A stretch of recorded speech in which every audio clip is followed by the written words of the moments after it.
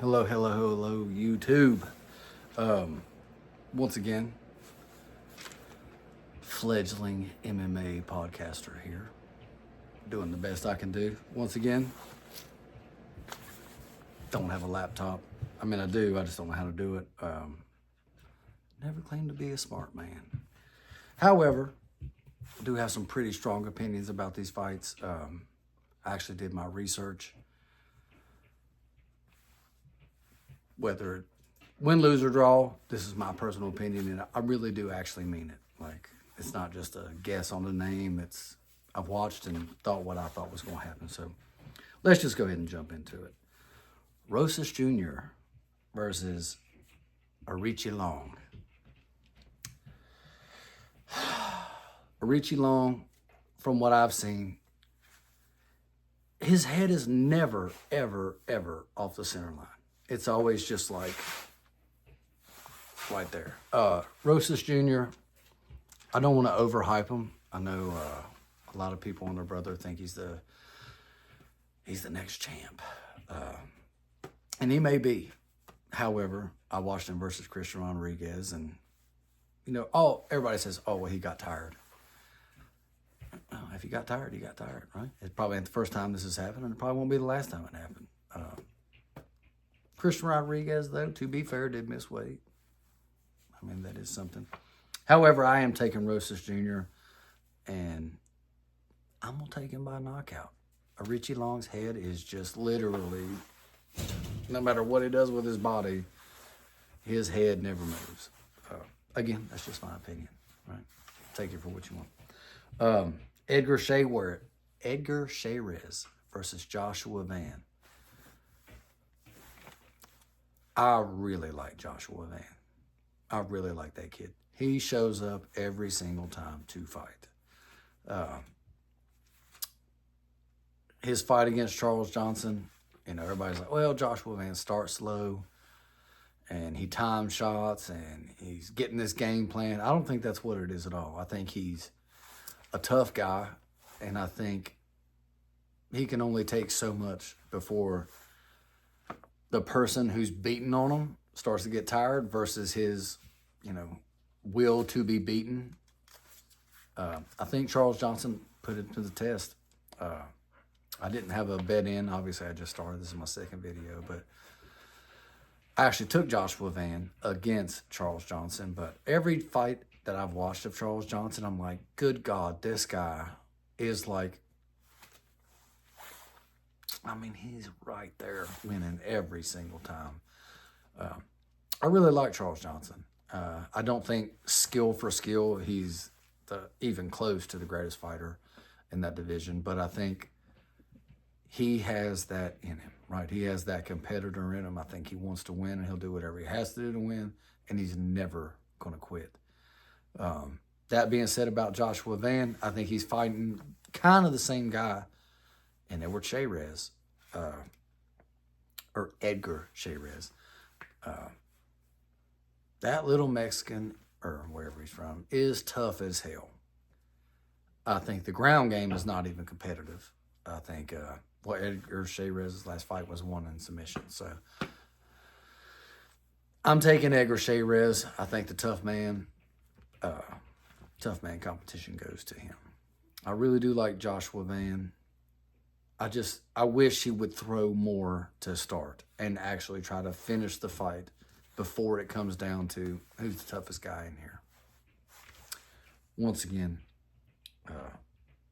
my opinion. Again, Edgar Shayrez, I'm just going off my notes once again. Again, guys, I'm not the MMA guru. I'm not MMA Joey. I'm not Michael Bisping, right? I'm learning, right? I'm trying to get used to the camera. I'm nervous a little bit, but I do have some notes. Daniel Lacerda is tough as shit. Now, he doesn't have the greatest record. I understand that, but he's tough. He is tough. Beat him with a standing choke. I don't see Joshua Van's path to victory. I don't see him finishing Shayrez with a body shot. His big old thing. He goes good to the body. That's fine. Moving on. Yasmin Uregwe, or however you say it. Horigi, however it is that they say it, versus Ketlin Souza. I'm taking your red way. She actually has pretty good striking. I didn't know that.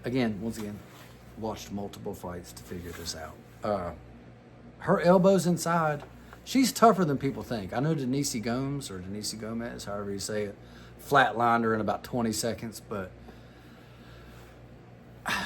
that's a once in a lifetime. That's a Matt Serra GSP type performance, in my personal opinion. I'm absolutely taking Yasmin.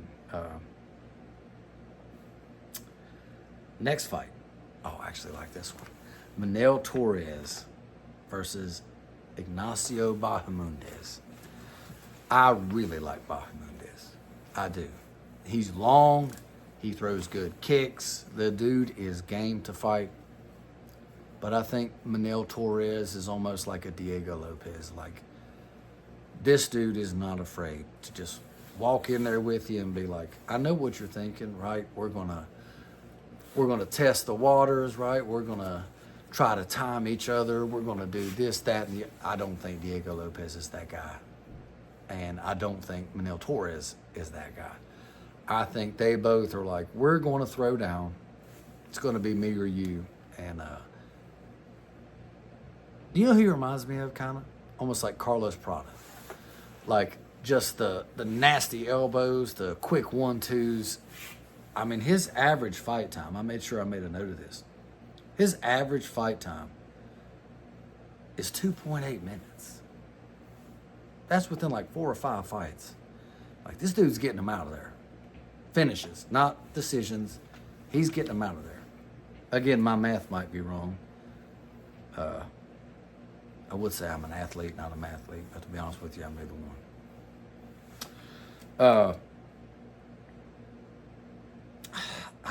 I mean, Bahamondes could absolutely win. He might be able to keep him at range. I don't think he will. But he could, If I had to put my money on it, though, I'm taking Manel Torres. Irene Aldana versus Norma Dumont. So, I was actually taking Irene Aldana to start with, just going off what I remembered. But I started watching the fights. I'm actually going to take Norma Dumont. I think she's a winner by nature. I think she finds a way to do it, kind of. Remember how Colby Covington kind of used to do it when he was younger? Like, just going to find a way to win, even though it's not pretty. It's not a TKO. It's not a submission. I think Norma Dumont will beat her. But Irene Aldana, she's only lost to Nunes, Holly Holm, and as bad as I hate to say it, the champion right now is Raquel Pennington. But she has lost, and she's willing to take that loss, and I don't think Norma Dumont is. I don't. I think she'll find a way to win. Again, just my opinion. Ode Osborne versus Ronaldo Rodriguez. Ronaldo Rodriguez is probably a better fighter. That being said, I do think Ode Osborne not only beats him, I think he finishes him. Just looking at my notes here. Don't really have a lot on it. Don't really care that much about it. I don't know. Ode Osborne, to me, is that fast twitch muscle guy. Which, again, I haven't seen a lot on Ronaldo Rodriguez. My note was he's still out. I don't know that much about him. I mean, you can watch him on Dana White Contender Series or Tough or whatever, or watch his previous fights. To me, none of that shit means anything. To me personally. The Contender Series, Tough, whatever you did on the regional scene, none of that shit means anything to me. I know it sounds snobby, like, oh, well, those wins didn't count, or, yeah, it just doesn't. Sean Brady is probably in my top 3 favorite fighters. He was 15-0, met Bilal. Bilal smashed him, which Sean Brady did do a good job. His face was tore up, but Bilal broke him because Sean Brady's never had to go through anything like that. He's never been the nail. Does that make sense? until someone is the nail, or until someone is like, you know what, I'm fighting a guy who's either contending for the belt or fought someone who contended for the belt or whatever. I don't know. I'm never, ever, ever under any circumstance, unless it's like some dude who's like, yeah, I'm 22-0, like Muhammad Makayev. Yeah, I'm going to take him as an underdog. Just because of his record and because of the people he beat and how he beat them. Quick commercial. It's not. I'm just trying to get sponsored. Maybe someday. Beer hug. I love these goddamn things. It's only my first one, and it's about 3/4 of the way full, so just trying to have a little fun. Again, I'm nervous, man. I don't do this. I've never done this. I'm 37. Might be too little too late, but if one person watches this and they like it and they're like, hell yeah, man, keep it coming, I'll do it forever. But enough of that. Daniel Zellhuber. I didn't write who he was fighting. Well, we'll check. Oof, that's embarrassing. Didn't write his verses down because I'm taking Daniel Zellhuber. But I actually remember when I was watching the fights, I thought, man, that guy's tough. He's fighting. I just wrote Daniel Zellhuber win. Like, psh, check. I'm taking him. That is quite embarrassing, though. Sorry. I will do better next time, y'all. But, wait. Oh, Francisco Pratas was his last win. I do remember watching these fights. I remember. Francisco Pratas is tough as shit. He almost reminds me of a Marvin Vettori. That's who he reminds me of. Tough as fuck. And Daniel Zellhuber still got it done.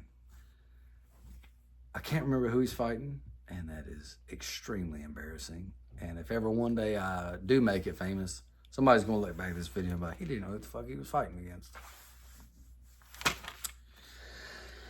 It's sad, but it's true. Notes. Don't need them for the last three. Ortega versus Lopez.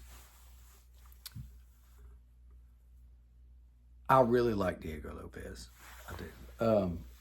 I actually like Brian Ortega. I know I'm in the majority there, or the minority there. I think Brian Ortega is an outstanding fighter. Before Volkanovski was ever beaten, Brian Ortega was closer than anybody. Twice. Almost subbed him. I don't think Diego gets out of those submissions. I don't think he's got the body type for it. I don't want to say I don't think he has the heart for it, because I think in his mind he's like, I'm never going to quit. I'll gladly die here.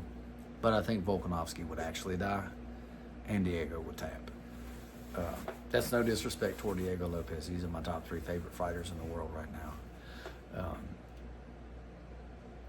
That being said, I'm still taking Diego Lopez. I think Diego Lopez is 100% into this game. I think he corners people. He trains all day, every day. I've literally never seen him or heard of him doing anything else whatsoever. He don't go deep sea fishing, or at least that I've seen. He's not, oh man, I'm a bird watcher, or, dude, his whole life is MMA. And as hot as he is right now, I genuinely believe he's one of the very few featherweights that can walk in there and look at Brian Ortega and not have any fear at all. I think he'll have respect for Brian Ortega, but I don't think Brian Ortega is better on the ground than Diego Lopez. I think Brian Ortega is incredibly flashy and skilled. I'm not taking nothing away from his skill, obviously. I don't need to go into how good Brian Ortega is on the ground. But I think, he might be chasing, You know, oh man, I'm going to try an inverted arm or an omoplata, or, you know, I want to try some kind of crazy submission, you know, a jumping guillotine, whatever. You know, Brian Ortega will do that. And 99% of the time, he can pull that shit off. I absolutely do not think he's better on the ground than Diego Lopez. I think submission based alone, just if it was a ADCC, just nobody wins until the submission happens, I think Brian Ortega wins. On the ground, though, I don't think he's better than Diego Lopez. I think Diego Lopez is infinitely better at reversing positions. I think he's infinitely stronger. I think he's smart enough to keep his head tight or his arms tight. I don't think Brian Ortega submits him. I don't think Diego submits Brian Ortega. I think Diego Lopez surprises him. And I'm going to say a late first or late second round TKO. I think Brian Ortega's looking for a pretty fight, like a neat fight where he can, you know, do what he needs to do. And, you know, Diego's just going to kind of play that game. I don't think that's how it's going to go at all. I know Diego's last performance against Dan Ige was lackluster. Regardless, he still won the fight, and he's fighting a guy that, you know, no offense toward Dan Ige at all. He moved up into my top 5 fighters for what he did. But so did Diego, because Diego had to cut weight like 2 or 3 times to get down.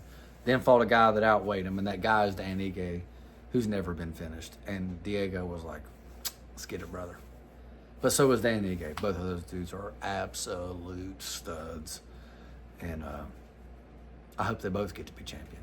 I hope they just fight each other forever, back and forth, and get to be champions. But I'm taking Diego Lopez. Valentina Shevchenko versus Alexa Grasso. For a long time, I thought, well, Valentina was beating the shit out of her for the first fight. Alexa caught her on a spinning kick, grabbed her back, choked her, thought it was a fluke. Second fight, I thought, well, Valentina's going to smoke her in 3 rounds. I don't agree with how that fight went. But as much as I love Valentina, I think Alexa Grasso wins this. I don't know if she finishes her. I don't think she does. I think Alexa Grasso has genuinely no fear whatsoever of Valentina, which is something Valentina has not dealt with very often. She was the Francis, right? She was the Izzy. You know, she was the Volkanovski. She was the one that everybody's like, man, don't see my way out of this one. But Alexa Grasso is just like, beat her twice, I'll beat her again. I genuinely think that's her mindset, and I think she gets it done. The main event. Until the fight was announced, I was taking Merab. I thought, man, he's just going to wrestle him to death. Shoot a takedown, even if you don't get it. He'll back up, you know, throw a feint, drop down, grab him. Watching Sean O'Malley's last 2 fights with Aljo and Cheeto, he moves so good. And I don't see him getting to a point where Merab has him against the cage. I think his kicks, first of all, are extremely underrated. Everybody thinks he just pushes with them. They don't. They do damage. If I had to guess. Again, never been in there, never heard anybody talk about it, but I think when he kicks, I think they hurt. And you always have to worry about that one that's just a little higher, especially being Merab, you know, 4'9" with heels. I don't think Merab doesn't stand any chance at all. I think if Merab does figure out how to time him and, you know, even throw like a, you know, fake takedown, overhand right, especially if he can get O'Malley backing up, kind of like Islam did against Poirier. Islam would do this thing where, Poirier would do it. Islam would go overhand, jump forward, move back, and Poirier's thinking like, okay, he moved back, he's going to go for an overhand. Islam shoots like a feint takedown. Poirier throws an uppercut or a heavy over. Islam backs up once again. Poirier thinking it's coming over the top, but instead Islam shoots. I don't know if O'Malley's ever faced someone who can figure out his striking like Merab. I think Merab can absolutely figure out like, okay, there might be a teep or something, once I do this, and he might be able to grab him. If he can grab him, I think O'Malley's jiu-jitsu is better than Merab's, but that has nothing to do with anything when you've got somebody on top of you who's just holding. It's almost like he's drowning you. I don't know. I don't think Merab has a 0% chance of winning. I think if he can time O'Malley, I don't think O'Malley submits him. I don't think he's going to get him in a triangle off his back or get him in an arm bar or get him in some kind of guillotine. I don't see that at all. But I don't see Merab submitting Sean O'Malley at all. I think Sean O'Malley is too slick. I think he's too strong and long, and he can, get up or get his hips up, get his feet up, do whatever. I actually think Sean O'Malley's going to TKO him, and I actually think he's going to do it in the 4th round. I think Merab, everybody talks about staph infection and blah, blah, blah, and this, that, and the other. Nah, that's not my opinion. I think Sean times him, keeps him at range until he really gets it down. And as bad as I hate to say it, I've bet against Sean O'Malley literally every time he's fought, except against Chris Matinho or whatever his name was. I'm taking him this time. He's proved me wrong every time. I thought Aljamain was going to smoke him. And we saw how that went. So, again, these are just my opinions. A short list. I'm sorry I'm in the basement today. Got 3 kids, 3 dogs, duck, goose. Actually, 2 ducks and 1 goose. That's not a joke. My lady's upstairs. She's cooking us something up. So it's the best I could do for today. Hope to see y'all back. Again, I really am trying. I'm super nervous, right? Not that that matters. I really am trying to do the best I can do. And to be honest with you, I might not ever switch to the laptop. I like actually taking notes, even though I did miss the Zell Huber fight. That is tough but fair. But I don't know, guys. If you have any questions, comments, if you have anything I could do better, anything y'all would like to see, any news you want me to cover, or again, this is number 2 out of hopefully 20,000. Don't care if anybody sees it. I just kind of like getting it off my chest and doing what I'm doing. But appreciate y'all's time. Good night, ladies and gentlemen, and I'll see you probably Tuesday or Wednesday once all this is done. It takes forever for my videos to load for some reason. Probably doing that wrong too. But good night. See y'all later.